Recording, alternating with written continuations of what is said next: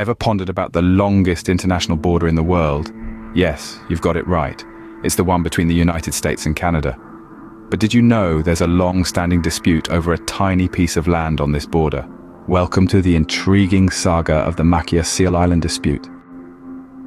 The tale begins in the late 18th century with the signing of the Treaty of Paris in 1783. This treaty, which ended the American Revolutionary War, vaguely defined the boundaries between the newly born United States and British North America, the land that would later become Canada. The treaty was ambiguous about the ownership of several islands in the Gulf of Maine, including Macchia Seal Island. Fast forward to the early 19th century, the War of 1812 between the United States and the British Empire ignited further territorial disputes.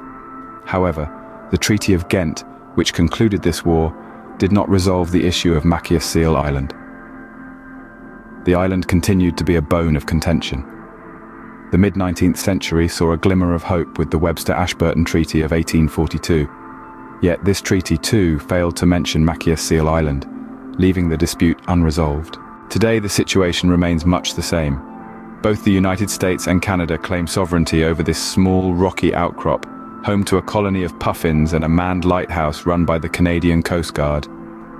The United States has not formally contested the Canadian presence on the island in recent years, but it continues to assert its claim to the island. Now, let's recap. The Macchia Seal Island dispute began with the Treaty of Paris in 1783, which left the ownership of the island unclear. The War of 1812 and the subsequent Treaty of Ghent did not resolve the issue. The Webster-Ashburton Treaty of 1842 also failed to mention the island. Today, both the United States and Canada lay claim to the island, with Canada maintaining a physical presence there. The story of Macchia Seal Island is a fascinating glimpse into the complexities of international borders and territorial disputes. It's a reminder that sometimes, even the smallest pieces of land can become significant points of contention between nations. Who knows what the future holds for this tiny island and its colony of puffins? For now, it remains a symbol of the long-standing yet peaceful border dispute between two neighboring countries. Thank you for joining us on this journey through history and geography.